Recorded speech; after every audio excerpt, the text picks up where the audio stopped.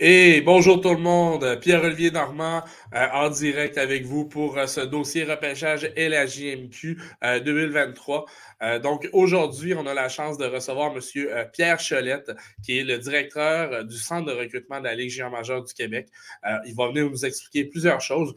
Donc je ne tarde pas avec vous et je le fais rentrer d'entrée de jeu. Donc, M. Cholette, merci de prendre du temps avec nous. Merci de l'invitation. Tout d'abord, on va briser les mythes tous les deux. Pierre, si tu me le permets, j'aimerais un peu plus en apprendre sur qu'est-ce que c'est que le CSR. Qu'est-ce que ça mange en hiver, le Centre de recrutement de la Ligue junior majeure du Québec? Alors, le CSR, pour commencer, le vrai titre, en fait, c'est le Centre de soutien au recrutement. Alors, nous, ce qu'on fait, on est une équipe composée de 11 personnes, incluant moi-même. On a un recruteur dans chacune des provinces de l'Atlantique, 5 recruteurs au Québec, un spécialiste de gardien de but ainsi que moi-même. Nous, en fait, on a plusieurs mandats, notamment obtenir l'information au niveau des ligues inférieures, que ce soit les alignements, les calendriers, les cédules de tournois et ainsi de suite. Puis, on a aussi comme mandat, qui est la partie la plus fun pour le partisan, diriger la liste des espoirs là, en vue de la prochaine séance de sélection. Puis tout ce travail-là, là, bon, on voit que vous avez quand même des bonnes chaussures à mettre. Toute l'équipe du CSR, ça prend combien de temps à faire tout ça? Est-ce que c'est un travail à l'année longue ou comment on fonctionne? Très bonne question. Effectivement, le recrutement en général, ce n'est pas un sprint, mais c'est un marathon. Exemple, en prévision de la prochaine saison, de la prochaine liste, donc pour la saison 23-24. La première activité officielle que moi je vais avoir, c'est entre le 16 et le 20 juillet à Saint-Hyacinthe, le camp estival des moins de 16 ans qui est organisé par Hockey Québec. Fait que ça, d'une certaine façon, c'est comme la première étape. C'est vraiment le premier regard. Hockey Québec invite une quarantaine de joueurs identifiés comme étant les meilleurs prospects. Nous, on se présente là pour une première fois. Fait que c'est comme la première activité et au fil de la saison, chaque recruteur est responsable de son propre territoire. Et là, on a différents événements, que ce soit la saison régulière, les séries éliminatoires, les tournois, les défis scolaires et ainsi de suite. On a des tournois qui sont majeurs qu'on doit couvrir autant au niveau du Québec là, que des provinces de l'Atlantique. Moi, je dis souvent, c'est le principe de l'entonnoir. On commence avec on ratisse très large et plus on va avancer dans la saison, plus ça va se rétrécir pour finalement arriver à identifier les 300 quelques meilleurs prospects. Donc, on peut dire que le travail de regarder, par exemple, pour un joueur X, il se fait quand même tôt. Là, vous parlez déjà de la saison 2023-2024, donc je me doute qu'on peut facilement dire qu'un joueur qui est sur la liste de cette année pour 2022-2023 a déjà été remarqué il y a peut-être 2-3 ans à l'avance par votre équipe. 2-3 ans, peut-être pas, parce que le hockey étant un sport à développement tardif, ça change tellement. Tu sais, si vous faites juste regarder, par exemple, qui étaient les meilleurs Pee-Wee ou les meilleurs Bantam il y a 2 ou 3, 4 ans, et le portrait aujourd'hui, il est complètement différent. Au même titre que si on prend aujourd'hui, à l'âge de 15-16 ans, ben, le portrait va être différent quand ces jeunes-là auront atteint leur maturité au niveau junior majeur à 19 ans. Et c'est encore plus vrai au niveau professionnel quand on parle de joueurs qui atteignent la maturité selon leur position entre 25 et 27 ans. Donc, ça change et ça évolue de façon incroyablement rapide. C'est pour ça qu'il faut être prudent. On entend souvent voici le prochain Mario Lemieux et voici le prochain Wayne Gretzky. Quand le petit gars, il a 13 ou 14 ans, on va se garder une petite gêne, on va se garder une petite réserve. Il est encore très tôt. Faut comme tu viens de le dire, c'est un développement qui peut se faire d'année en année. Il y a des joueurs qui peuvent se prendre un pic de développement à une seule année, tout comme ils peuvent se développer physiquement facilement à une seule année. Donc, pour vous, les listes, au début de l'année, on peut avoir un joueur X qui est premier et qui peut terminer l'année à 5e. C'est vraiment des listes... oui, personnelles, mais en même temps, des listes que les joueurs ils sont malléables un peu à travers le temps. Absolument. Il y a tellement de... Il y a tellement de facteurs qui peuvent influencer, que ce soit l'exemple, on parle de jeunes souvent qui n'ont pas atteint la majorité du temps, qui n'ont pas atteint leur pleine croissance. Si on voit encore des jeunes hommes de 6 pieds 1 qui pèsent 143 livres, on s'entend qu'ils vont se remplir. Des fois, on voit des jeunes qui ont 5 pieds 8 et demi, puis qui ont déjà une barbe aussi fournie que la tienne. Ouais. Il y a différents facteurs comme ça. Puis il y a aussi la passion du sport. Oui, c'est le fun de jouer la game, mais c'est tout ce qui est autour. Est-ce que le jeune est prêt à faire les sacrifices au niveau de l'entraînement, au niveau de la nutrition? Le party de la Saint-Jean avec les chums cette année, peut-être qu'on va le mettre de côté, on va peut-être se coucher plus tôt. Il y a tellement de facteurs qui peuvent influencer entre le moment où est-ce qu'on va identifier pour une première fois le joueur et le moment où est-ce que nous, on va le lister là, à la fin de la saison. Est-ce qu'on peut dire que l'équipe du CSR, c'est comme une 19e équipe de recrutement à travers la Ligue junior majeure du Québec? Ben, moi, je travaille de cette façon-là et je le perçois aussi de cette façon-là. Faisons-nous pas de cachette. Les équipes font leur propre liste, puis j'ai pas accès, moi, à cette liste-là. Fait que moi, la liste du Drakkar ou la liste des Highlanders ou la liste des Saguenayens, je n'ai pas accès à cette information-là. Nous, on est les seuls qui rend éventuellement public notre liste. Par contre, je pense que les équipes, bien qu'ils ne s'en vanteront pas, vont quand même consulter notre liste. Lors de leurs échanges, discussions et ainsi de suite, quand ils sont dans une réunion et ils ne réussissent pas à s'entendre, à placer un joueur sur leur propre liste, ben, ce qu'ils vont souvent faire, du moins c'est ce que moi je faisais à l'époque, c'est qu'on disait, on va regarder voir qu'est-ce que le CSR pense de ce joueur-là. On va regarder voir eux autres où est-ce qu'ils l'ont placé. Puis, tu as aussi les directeurs gérants qui sont les grands patrons du département hockey de toutes les équipes qui peuvent aussi se servir de la liste du CSR pour challenger leur propre personnel. Exemple, pourquoi que nous, on a ce gars-là 5e, puis la gang du CSR l'ont 22e? Est-ce qu'on est trop high dessus? Est-ce que Pierre Cholette et sa troupe sont trop durs dessus? Fait que, d'une certaine façon, nous, on amène un certain bémol par rapport là, à la liste que nous, on va sortir. Et c'est le but d'ailleurs. C'est aussi le but. Donc, parfois, vous venez brouiller les cartes, parfois, vous venez juste confirmer certains choix de sélection des équipes. Donc, il y a un bien fondé quand même d'avoir votre 19e équipe parce que pour toutes les équipes du circuit, au final, vous venez aider à aider le recrutement final de chacun des clubs.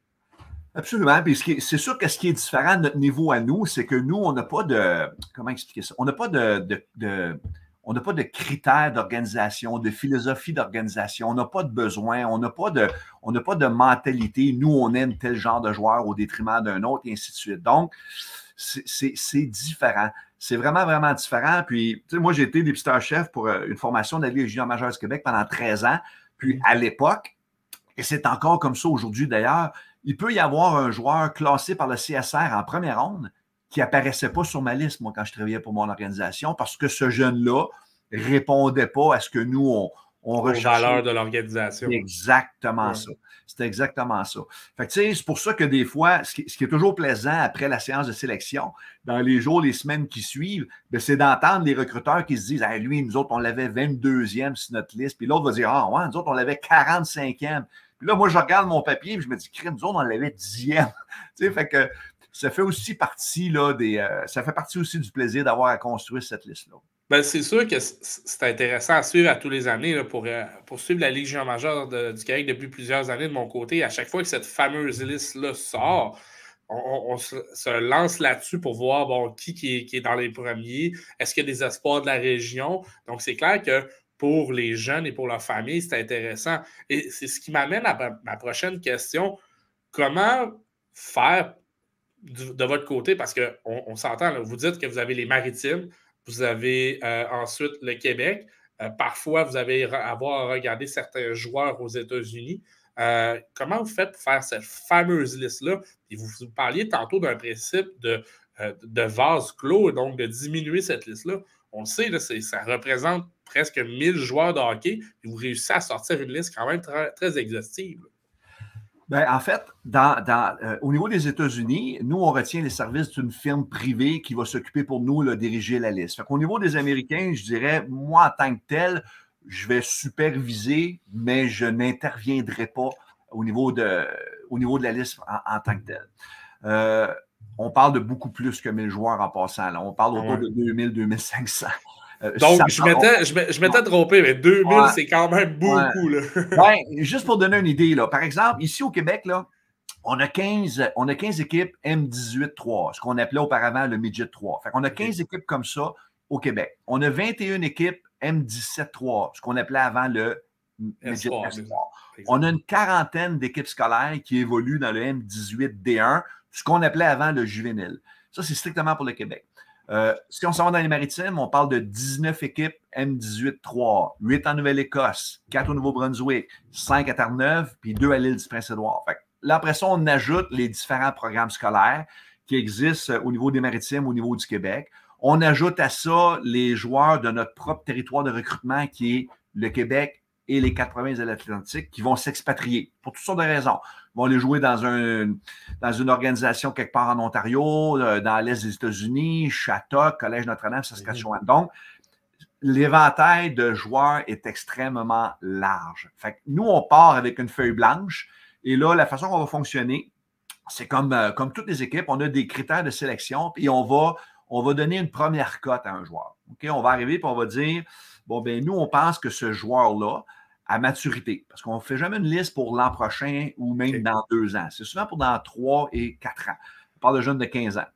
Fait que nous, on va regarder un jeune, on va dire, OK, nous, on pense que lui, à maturité, devrait jouer, parlons en termes de hockey, top 6, par exemple. Fait qu'on va lui attribuer une note à ce moment-là. Fait que ça va être, par exemple, si nous, on pense que c'est un gars dans les 2 premières rondes, on va lui donner une première cote A. Si on croit que le joueur va plutôt être un gars de 3e, 4e trio, puis un gars qui risque de sortir en 3, 4, 5, 6e ronde, ben, là, on va lui donner une cote B. Fait qu'on commence comme ça, puis on avance au fur et à mesure que la saison avance. Parce qu'il faut le dire, parce qu'il y a la liste finale qui est sortie au courant des dernières semaines. Puis ce que vous nous expliquez là, c'est qu'il y a aussi la liste préliminaire qui sort, je crois, aux alentours de décembre ou novembre, qui justement, c'est là que vous parlez de votre code A, B, C, D, et ainsi de suite. Donc, il y a comme 2 listes à suivre durant la saison régulière. En fait, nous, on travaille officiellement avec 3 listes. Il y a les 2 premières listes qui sont de façon confidentielle remises à nos 18 équipes.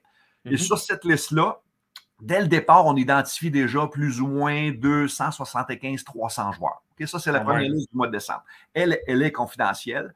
On va la reviser quelque part au mois de février. Elle va légèrement augmenter en termes de nombre. Là, on risque peut-être plus d'avoir autour de 300-325 joueurs. Et on a la dernière liste finale qui, elle, est publiée à peu près 1 mois avant la séance de sélection, donc quelque part au début du mois de mai. La raison pour laquelle on a pris la décision la saison 21-22 de rendre publique une partie de notre liste, c'est qu'on doit simplement s'adapter. On est à l'ère des médias sociaux. Les jeunes ont besoin de savoir. Les parents entendent toutes sortes de choses. Les agents, les entraîneurs. Il existe une panoplie d'entreprises qui fait ce genre de service-là. Fait que nous, on s'est dit, sans nécessairement dévoiler tout au grand jour, on peut quand même donner un certain échantillon. Et on a vraiment choisi nos moments. C'est qu'on va sortir la première liste préliminaire des joueurs qu'on va classifier comme étant des A, donc potentiel 2 premières rondes. On la sort exactement après le challenge de la Ligue M18-3A, qui a toujours lieu à peu près une dizaine de jours avant les fêtes. Et pourquoi on le fait à ce moment-là? C'est qu'on sait que cette liste-là va susciter énormément d'engouement, mais aussi de déception ou peu importe. Et nous, créer de la pression aussi, c'est certain. C'est un mélange de tout ça. Fait en la sortant à ce moment-là, tout le monde est en pause hockey. Tout le monde. Tu sais, ça ne rejoue pas avant 4, 5, 6, 7 janvier. Fait que nous, on s'est dit, si on la sort après cet événement-là, ben déjà là, notre liste est déjà faite. Fait qu'on s'est dit, ça va susciter des discussions et ainsi de suite. Et là, les jeunes, ben, ils ont 2 options.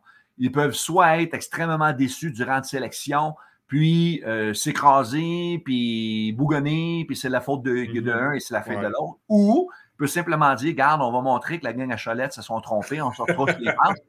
C'est comme ça qu'il faut le prendre. C'est vraiment, vraiment comme ça. Puis, il ne faut jamais perdre de vue que les jeunes que nous, on a évalués, bien, ce sont toujours les meilleurs joueurs de leur village ou de leur ville ou de leur organisation d'hockey mineur. Là, on est dans un principe d'entonnoir. Fait que le meilleur joueur de la ville de Sainte-Thérèse, par exemple, bien, quand il joue régionalement parlant au niveau M18-3A, déjà là, son rôle est appelé à changer. Et là, quand on le compare au niveau provincial, bien, c'est encore différent et ainsi de suite. Fait que c'est un petit peu beaucoup la raison pour laquelle on sort ça de cette façon-là. Puis là, vous me parlez de liste, vous parlez, bon, on passe de 2000 quelques joueurs à 300 joueurs, tout ça.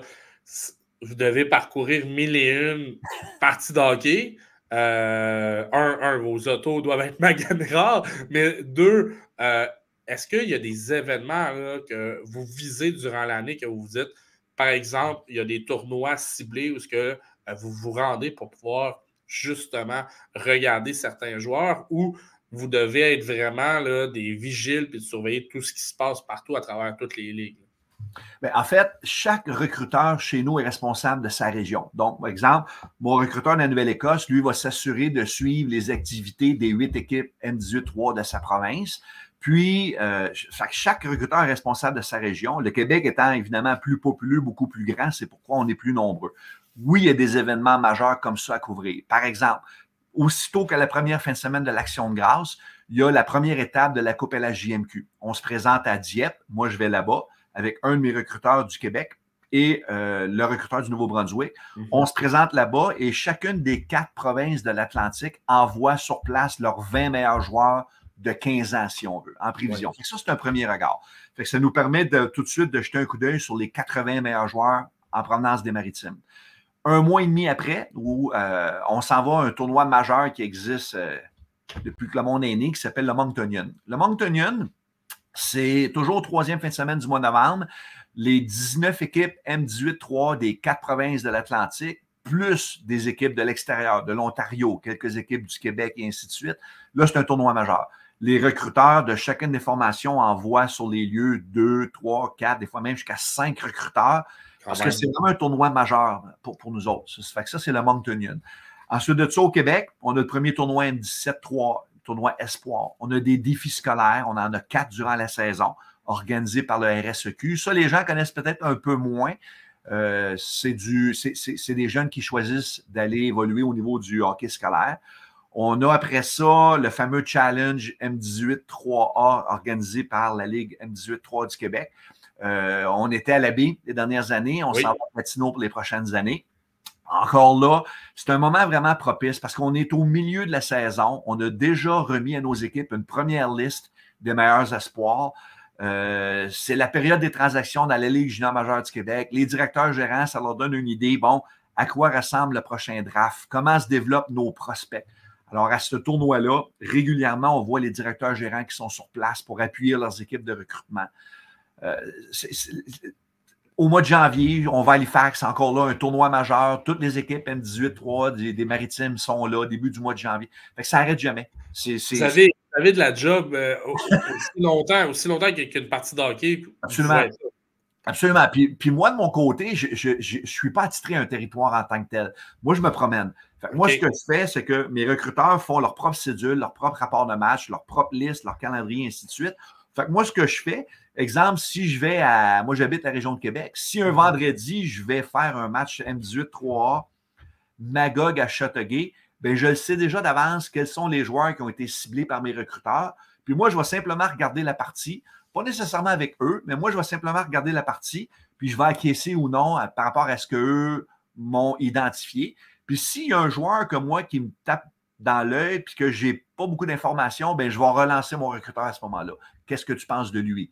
Tu sais, fait que c'est pour vous êtes comme un tamis dans le tamis, dans le fond. Vous êtes donc, votre recruteur passe une première fois, vous arrivez une seconde fois, donc c'est sûr que les joueurs sont scrutés à la lettre. Absolument. Puis, tu sais, dans notre milieu à nous, comme la majorité des équipes, il n'y a pas ce titre-là. On appelle ça des crossovers. C'est que ce qu'on va faire, c'est que mon recruteur de Terre-Neuve, par exemple, lui, il a bien beau penser que le meilleur défenseur de son territoire, c'est X, Y, Z.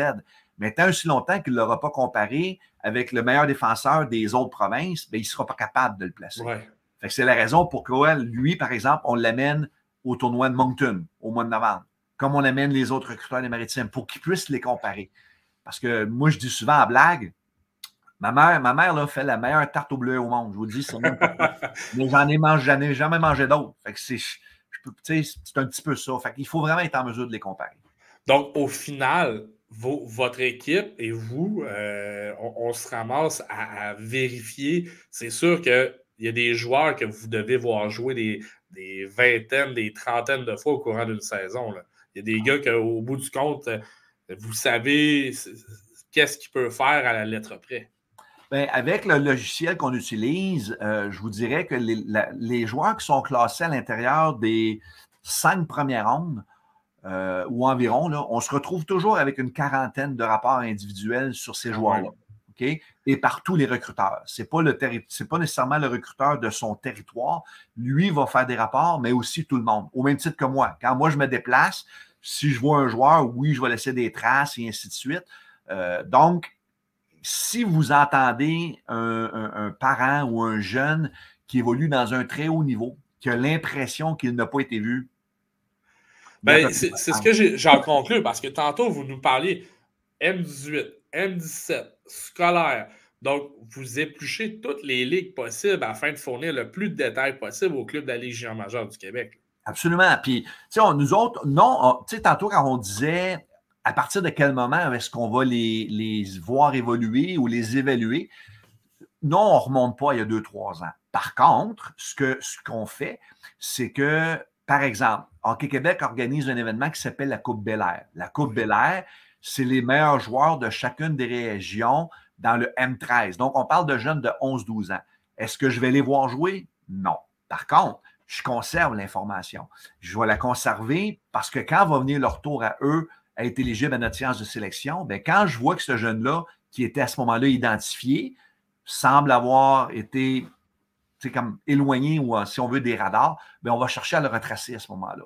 On va chercher à le retracer. Mais, chercher à avoir de l'input et du détail là-dessus. Comme tu nous parlais tantôt, Pierre, c'est un peu de vérifier sa courbe de développement face à où vous en êtes rendu. Puis ça m'amène à poser la question, avec l'ère comme on a les médias sociaux, les parties sont filmées, vous vous rendez sur place, vous parliez qu'il y a d'autres stratégies pour, bon, il y a d'autres compagnies, il y a les agents aussi, il y a les parents. Ça doit être un travail très compliqué parce que vous devez garder un devoir de neutralité nécessairement, sans nécessairement vous laisser influencer par qu'est-ce qui se dit à gauche et à droite.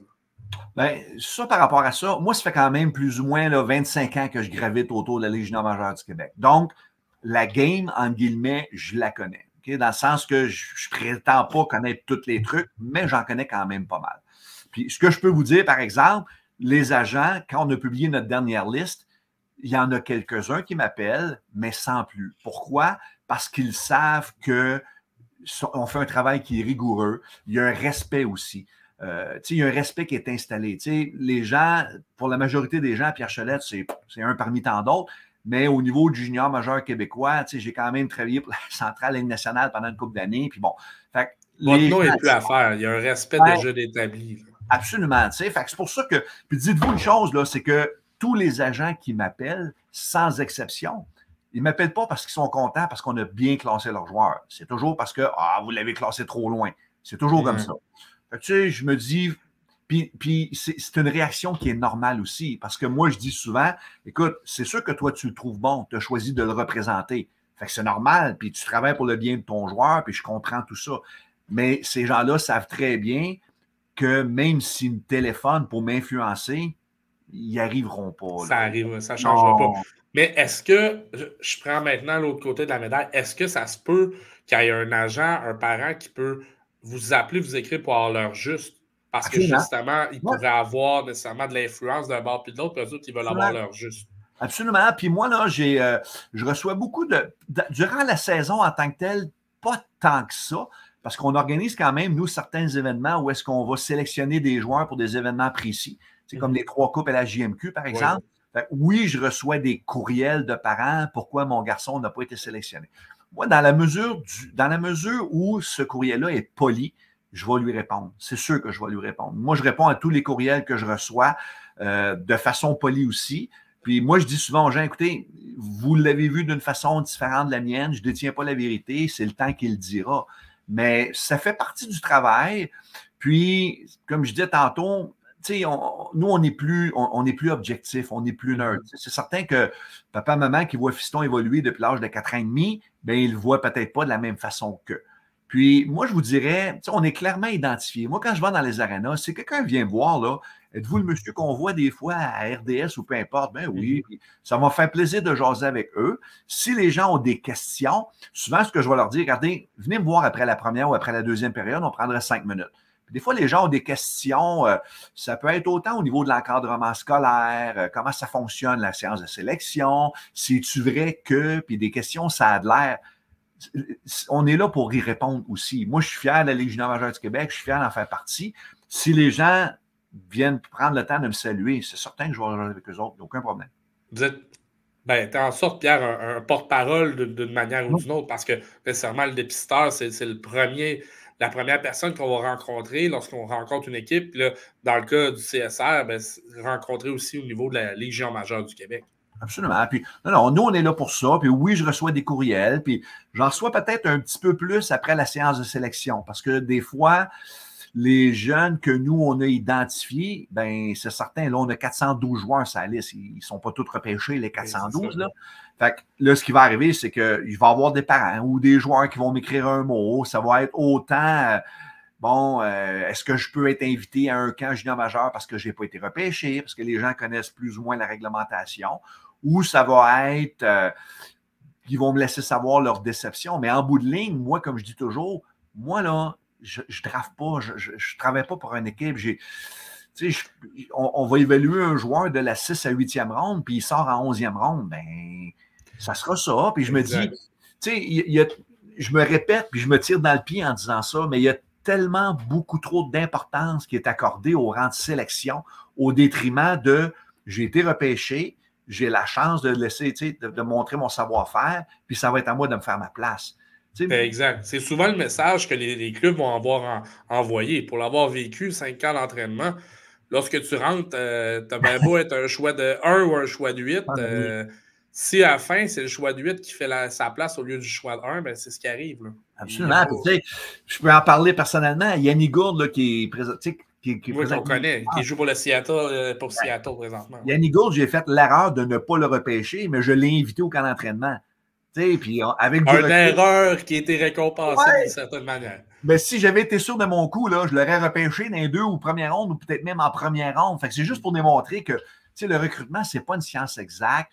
C'est un marathon. Il y a tellement de facteurs qui peuvent influencer. Il y a tellement eu d'excellents joueurs de hockey qui sont sortis en première ronde dans notre ligue puis qui n'ont pas eu la carrière junior qu'on avait pensé. Encore là, c'est pour toutes sortes de raisons. Donc, les jeunes qui vont être repêchés cette journée-là, ben, soyez reconnaissants. Premièrement, vous avez été repêchés, non pas parce qu'on aime votre nom de famille, là, mais c'est parce que cette équipe-là a parlé en bien de vous, a du temps pour travailler avec vous, et ainsi de suite. Puis, il y a une pensée pour vos parents là, qui vous ont traîné à l'aréna aux petites heures du matin depuis une dizaine ou une douzaine d'années. C'est aussi pour eux. C'est la raison pour laquelle la séance de sélection de notre ligue, elle est particulière. On est les seuls qui fait un espèce de spectacle comme ça. C'est pour permettre aux familles de vivre cet événement-là. C'est vrai que dans les dernières années, avec la COVID, c'était tout autre, mais le retour en salle qui va avoir lieu à Sherbrooke prochainement, c'est tout qu'un spectacle année après année. Puis même vous, vous êtes sur place. Puis moi, pour l'avoir vécu, les frissons à chaque fois, les familles sont tellement contentes. Absolument. Donc, vous, lors d'un repêchage, avant qu'on tombe un peu avec la liste de cette année, lors de la journée du repêchage, qu'est-ce que le CSR va avoir à faire dans le déroulement de la journée? Bien, en tant que tel, nous, on va appuyer, parce que là, c'est plus des tâches au niveau plus administratif, là, si on veut. Donc, on va simplement s'assurer du bon déroulement de la séance de sélection. Durant la séance en tant que telle, là, pour les gens qui l'ont déjà vécu, il y a des périodes, il y a des transactions qui sont annoncées. Il peut y avoir des périodes interminables pour le simple partisan, mais il y a des tâches administratives qui sont reliées à ça. Nous, on doit s'assurer que les équipes, quand viennent leur tour de sélectionner, sont bel et bien prêts. On doit, c'est quand même tout rodé 2-3 tours d'avance. Quand on se présente, exemple, je fais une caricature, si on se présente à la table de l'Armada, parce que l'Armada, c'est la prochaine troisième, sont les troisièmes prochains à parler, bien, on sait déjà qui était sélectionné avant. Fait que si, exemple, l'Armada nous dit, ben, nous, on va prendre Gauthier, par exemple, moi, je vais lui dire, non, regarde, Gauthier, t'es pris juste avant. Pour que lui puisse dire, oh, OK, c'est beau. Puis là, il va y aller à ce moment-là avec sa liste pour le prochain choix. Fait que c'est plus des tâches administratives en tant que telles. Puis nous, on profite de cette journée-là parce que ça nous permet, d'une certaine façon, c'est comme un bulletin pour nous aussi, là, cette journée-là. De voir un peu qui se ramasse où. Puis, tu as dû voir aussi l'évolution parce que à l'époque, pour m'en avoir fait parler, c'était avec les papiers, on va remettre le papier. Maintenant, aujourd'hui, c'est très logiciel. Chaque club, on sont assis devant leur ordinateur, puis tout est détaillé. Donc, c'est une évolution à travers le temps aussi. Là. Absolument. Tu sais, oui, il reste encore des équipes qui aiment travailler avec papier, carton et ainsi de suite, mais on va le voir, là, parce que ça fait 2 ans, là, ça va être, on revient en présentiel. Selon moi, la majorité des équipes vont. Probablement, la séance de sélection se fait sur un programme. Tu sais, c'est pas un runner qui court des tables aux tables avec un bout de papier puis jusqu'à en avant. Là. Fait que ça se fait tout de façon très informatisée. Fait que, mais ça n'enlève pas le plaisir pour les gens de regarder et assister. Là. Tous les fans qui vont être à Sherbrooke vont le voir aller. C'est un happening à voir aller les stratégies. Puis vous le dites, là, oui, pour les familles, c'est pour le plancher de danse, c'est intéressant, mais même pour observer le jeu de coulisses, lorsqu'on voit les directeurs gérants les négocier sur le plancher, tu sais qu'il se brasse quelque chose. Puis pour vous aussi, ça doit être le fun à voir aller. Là. Tu le sais qu'ils veulent bouger pour aller chercher un joueur, donc c'est tout le temps à surveiller. Absolument. Puis nous, on se fait un plaisir. Parce qu'il faut comprendre que la liste que nous, on travaille, ce n'est pas la liste. Ce n'est pas l'ordre que nous, on pense. Nous, on se dit, parce que moi, je dis tout le temps à mon superviseur immédiat, si tu veux que je fasse une liste, comment ça va sortir, selon moi, ça risque d'être très différent de ma liste de prospects. C'est 2 choses complètement différentes. D'une certaine façon, comme je vous dis, moi, je connais les recruteurs-chefs, je pense savoir quel genre de joueur qu'il aime. Donc, quand je vois, par exemple, telle équipe qui repêche tel joueur, c'est assez rare que je vais être extrêmement surpris. C'est assez rare. Parce que. On un peu les valeurs de chaque club. Oui, puis moi, les dépisteurs-chefs, il y en a quelques-uns qui m'appellent, puis c'est toute confidentialité, il y a un respect mutuel, puis ces gens-là ont confiance, puis ils vont m'appeler, toi, Pierre, qu'est-ce que tu penses de lui, qu'est-ce que tu penses de lui, puis, il ne me sondera pas ou il ne me demandera pas de parler d'un joueur que lui, il n'aime pas ou n'affectionne pas. Fait que c'est tout le temps sur le saut de la confidentialité, parce que moi, je ne peux pas après ça me revirer et dire à une autre équipe, justement, telle équipe. Non, on ne peut pas faire ça. Vous avez une job ingrate de faire la vente du joueur, mais en même temps de rester, comme on dit, poker face pour ne pas commencer à dévoiler un peu le jeu de tout le monde. Absolument. Maintenant, là, le fun s'en vient. J'ai vraiment aimé parler un peu comment vous fonctionnez. Mais maintenant, si on parle de la QV 2022-2023, si on avait parlé, est-ce qu'on doit dire que c'est une QV intéressante, garnie? Comment est-ce qu'on doit parler de la QV qui s'en vient, qui va être repêchée à Sherbrooke au courant des prochaines années? Ça, c'est une question qui vaut 1 million, puis qui est extrêmement difficile à répondre. Parce qu'on va pouvoir analyser cette QV-là seulement dans 3 ans. OK? Donc, je dirais présentement, comme exemple, l'an passé, il y avait beaucoup de défenseurs de qualité, il y avait beaucoup de gardiens de but. Ça ne veut pas dire qu'il n'y avait pas d'attaquants de qualité, mais c'était une QV qui était comme celle-là. Cette année, elle est différente. Cette année, l'an passé, on avait aussi un gardien de premier plan qui était clairement identifié. Oui, on en a un aussi cette année, on en a même 2 ou 3, mais ça semble... On en a reçu un justement à la Coupe prochainement, donc surveillez, je vous donne une petite plug, surveillez les réseaux sociaux pour écouter l'entrevue. Mais cette année, je trouve, ce que je crois, c'est que c'est plus diversifié. De façon générale, au niveau des provinces de l'Atlantique, il y a plus de joueurs de qualité. La province qui nous... parce qu'on a sensiblement là, environ à peu près le tiers des jeunes qui évoluent dans la Ligue junior majeure du Québec sont en provenance des provinces de l'Atlantique. Fait que, il y a des provinces, comme la Nouvelle-Écosse, qui est la province la plus populeuse, suivi du Nouveau-Brunswick, Terre-Neuve, l'île-du-Prince-Édouard. Il y a des provinces cette année où il y a beaucoup plus de joueurs de très haute qualité que les années précédentes. C'est une QV qui est comme ça. La Nouvelle-Écosse, beaucoup de profondeur, beaucoup de très bons joueurs, mais je ne suis pas capable de dire que cette année, c'est en bon langage de hockey, c'est un draft de gardien ou c'est un draft de défense. Je ne suis pas capable de dire ça. C'est très, très, très varié. Est-ce qu'on pourrait dire à ce moment-là, est-ce que c'est un draft avec beaucoup de profondeur? Est-ce que c'est un repêchage qui va avoir justement des éléments? On va avoir une bonne QV pour, je dirais, pour les 2 premières rondes même? Ben, moi, mon évaluation à moi, puis ça semble être partagé par la majorité des recruteurs-chefs, cette année, ça a été sensiblement facile pour classer, mettons, les 8 ou les 10 premiers. Okay? Peu importe l'ordre. Si on demandait à quelqu'un, si je demande aux 18 recruteurs-chefs, selon vous, c'est qui les 10 qui vont sortir dans les premiers? Ça, de façon générale, c'est un exercice qui était relativement assez facile à faire. Oublions les rangs. Par la suite, c'est là que ça se compliquait. Puis, moi, j'ai des raisons de croire qu'il va y avoir, par exemple, cette année, un jeune qui va être pris au début de la deuxième ronde ou à la fin de la deuxième ronde qui pourrait avoir un aussi gros impact qu'un jeune qui va être sélectionné en fin de première ronde. Puis, j'ai l'impression que cette année, ça va être une bonne année pour évaluer le personnel recrutement des équipes. Parce que, selon moi, il va y avoir des jeunes qui vont être sélectionnés en 2e, 3e ronde qui vont avoir, comme je dis, autant d'impact. C'est pour ça que cette année, c'est un petit peu différent. C'est la profondeur. Ouais. C'est le travail de profondeur de chaque équipe de voir est-ce qu'ils ont bien été dénichés, là, les aspects qu'ils cherchaient. Puis, ça m'amène sur une question assez... Tantôt, tu me parlais de la question 1 million, mais est-ce que, justement, la COVID, on le sait, ça l'a amené que pour les équipes de recrutement, ça a été difficile.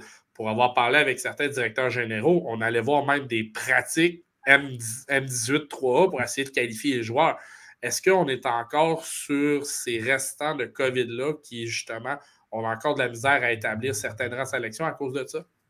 En fait, moi, je pense pas. Parce que ces jeunes-là, c'est vrai qu'ils n'ont pas joué de match proprement dit.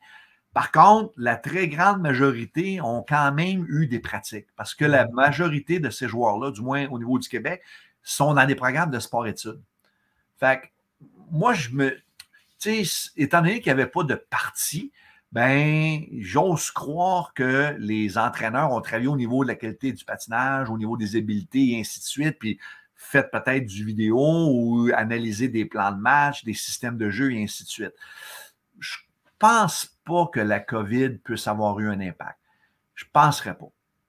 Mais sauf que la COVID a compliqué notre travail. C'est sûr que vous, les 2 dernières années n'ont pas été faciles. Non. Donc, un retour à la normale cette année, on parle donc d'un top 10 pratiquement.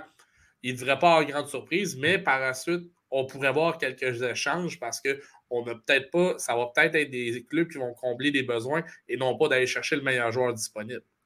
Moi, je dis souvent, on entend souvent les recruteurs qui vont entre eux, qui vont dire « Ouais, cette année, c'est pas un gros draft » ou tatati, tatata. Puis moi, je souris parce que tous les ans, la journée de la séance de sélection, je vois les directeurs gérants qui courent à gauche puis à droite pour aller chercher des rangs de sélection pour justement améliorer leur sort durant la séance, aller chercher des choix. Puis je me dis, si ces directeurs gérants-là veulent aller chercher des choix, c'est parce qu'il y a des joueurs. Parce que s'il n'y avait pas de joueurs, il n'y en aurait pas d'échange de choix. Là. Tout le monde chercherait à reculer dans le draft, ce qui est impossible. Fait que il va y avoir des bonnes sélections. Il y a des bons joueurs de disponibles à peu près à toutes les positions. Puis on verra dans 3 ans ou 4 ans c'est qui avait fait le meilleur travail à ce moment-là. Comme vous l'avez dit, Pierre, c'est une science inexacte, mais il faut y aller sur le temps. Être recruteur aussi, c'est ingrat parce que, on doit dire à travers le temps, est-ce que j'ai réussi plus de bons coups que de mauvais coups? Et puis, rajouter à ça, du côté de la Ligue junior majeure du Québec avec vous au CSR, vous amenez un aide supplémentaire. Donc, au final, avec tout ce que je vois et tout ce qu'on en peut en entendre aujourd'hui, c'est que les jeunes qui se poseraient la question, est-ce que j'ai été regardé? Écoute, moi, je peux en tirer comme conclusion qu'un jeune qui n'a pas été vu, c'est soit qu'il a habité sur une roche, sous une roche pendant une couple d'années, soit nécessairement il devrait se poser des questions sur est-ce qu'il croit vraiment à son avenir au hockey. C'est ce que je crois aussi. Puis, oui, on continue à se présenter aux arénas lors des différents événements, les matchs puis tout ça, mais on a quand même, ça a peut-être été le bon côté de la COVID pour nous, c'est qu'il s'est créé des logiciels qui nous permettent de regarder des parties en ligne. Exemple, si moi je décide que je veux prendre chacune des présences de PO Normand en avantage numérique durant le mois de janvier au grand complet, je suis capable de le faire. Je dis au logiciel, sors-moi juste ces présences-là, puis puis le système va me le faire. Mais sauf que c'est du visionnement en ligne. Moi, je dis souvent, c'est comme regarder un film à la maison versus regarder un film au cinéma. C'est pas la même expérience. On dira ce qu'on voudra, là. C'est pas la même chose. Fait que pour le recrutement, c'est exactement la même chose. Bon, merci beaucoup de votre temps, Pierre. Écoutez, je pense qu'on en a appris énormément à surveiller le prochain repêchage qui aura lieu à Sherbrooke au cours des prochaines semaines. Écoutez, pour tous les auditeurs, c'était Pierre Cholette, directeur du CSR de la Ligue junior majeure du Québec. Encore une fois, merci beaucoup. Et s'en suivra, vous le savez, on a un dossier, la JMQ, qui va suivre au courant des prochaines semaines. Surveillez nos articles, nos blogs, qu'est-ce qui va sortir avec la super équipe de la Ligue junior majeure du Québec et de la Coupe. Mon nom est Pierre-Olivier Normand et je vous souhaite une bonne fin de journée à tous.